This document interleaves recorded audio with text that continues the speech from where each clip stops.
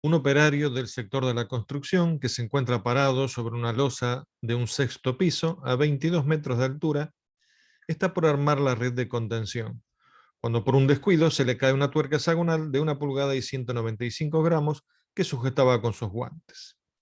Calcular qué magnitud de energía potencial gravitatoria tiene la tuerca respecto del piso antes de caer y ve cuánto varía la energía potencial que llega hasta el suelo. Bien, seguimos una metodología que tiene determinados pasos, así que los primeros pasos nos dicen esquematizar, adoptar un sistema de referencia y volcar los datos. Hay datos que posiblemente no utilicemos o puede ser un ejercicio que nos falten datos y no se pueda resolver. Eso tendríamos que tenerlo en cuenta. Bueno, justamente con esta metodología lo que hacemos es eso, ver si sobran datos o ver si faltan datos. Los primeros pasos son esquematizar, adoptar un sistema de referencia y volcar los datos. Entonces nos fijamos esa tuerca que cae desde una altura de 22 metros hasta el piso, que es lo que vamos a usar como referencia. ¿Sí?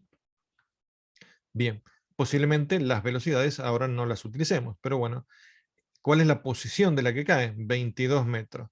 ¿Cuál es la referencia? 0, que será el piso. ¿Sí? Y en el piso, la energía potencial gravitatoria, ¿cuánto va a ser? Va a ser 0 porque no tiene altura, no hay altura. ¿Y cuáles son las constantes? La aceleración de la gravedad y la masa. En este caso, la aceleración de la gravedad estoy poniendo el módulo, porque si consideramos el sistema de referencia que tenemos acá, sería negativa.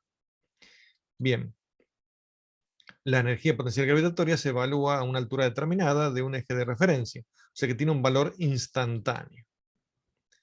¿Qué es lo que tenemos para resolverla? Una caja de herramientas con una serie de ecuaciones. Seguimos trabajando con fuerzas conservativas, todavía no hemos incluido el rozamiento en estos casos. ¿Cuáles son los siguientes pasos? Escribir las ecuaciones, identificar datos e incógnitas. Por los datos que tenemos, vamos a utilizar directamente la definición, o sea, la ecuación de la definición de la energía potencial gravitatoria, que figura acá como número 3. ¿Qué incógnitas tenemos? Bueno, la incógnita que tenemos en este caso es calcular la energía potencial gravitatoria, así que directamente eso es lo que vamos a usar. Ante la pregunta de si se puede resolver, lo que tenemos que decir es que, bueno, que es muy sencillo, porque es una sola ecuación con una sola incógnita y ni siquiera hace falta despejar. ¿Por qué? Porque ya está despejada. Así que reemplazamos por los valores, podemos llamarlo una energía potencial gravitatoria inicial, a esa que teníamos en ese punto antes que se caiga, antes que salga del guante del operario. Entonces reemplazamos por los valores, tenemos 0,195 kilogramos, que serían los 195 gramos, por la aceleración de la gravedad, por la altura. ¿Eso qué nos da? Eso nos da un valor de 42,08 joules. Esa es la energía potencial que tiene la tuerca justo antes de comenzar su caída. Para el apartado B, ¿eh? Lo que vemos es que, ya lo dije recién cuando leí el enunciado, que la altura, un instante, un infinitésimo antes de tocar el piso, ¿cuánto es esa altura? Es prácticamente cero. Entonces, si la altura es cero, ¿cuánto va a valer la energía potencial gravitatoria final? O sea, antes de estrellarse contra el piso, va a valer 0 joules. ¿Sí? ¿Y cuál es la variación entonces de la energía potencial gravitatoria? Bueno, será la energía potencial final menos la energía potencial inicial. ¿Y cuál es la final? La final es cero. ¿Y cuál es la inicial? La que tenía arriba de todo, a los 22 metros de altura, 42,8 joules. Cuando hacemos la diferencia nos va a dar un valor negativo, o sea que la variación de la energía potencial gravitatoria es negativa. De esta manera ya podemos responder lo que nos pedía el ejercicio.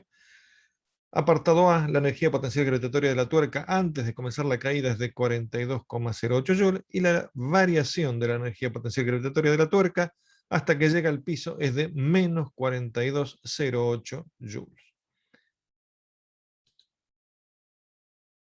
Vamos a hacer algunos cálculos más, aunque no estén en el enunciado.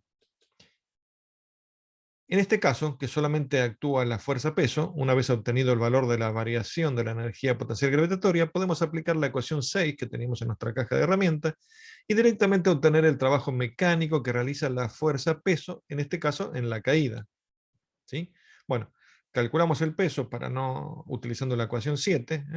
El peso es masa por gravedad, eso nos da 1,91 acá. Esto nos va a arrastrar un poquito de error con decimales, pero bueno.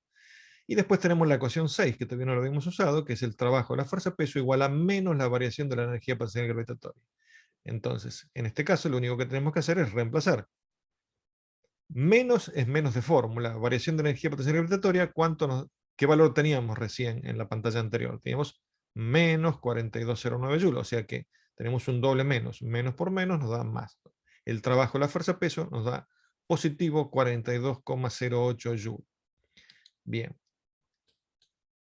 La pregunta es, ¿coincide o no coincide con la definición de trabajo de una fuerza? En este caso, es la única fuerza, la fuerza peso, la que está trabajando.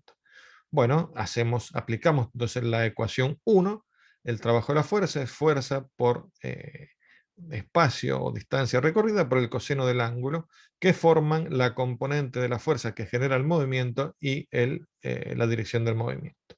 Entonces el trabajo de la fuerza peso es igual a 1,91 por 22 metros por el coseno de 0, y eso efectivamente nos va a dar 42,08 positivo, que esto, bueno, es si operamos con más decimales, ¿no es cierto? Para que no tener errores de decimales.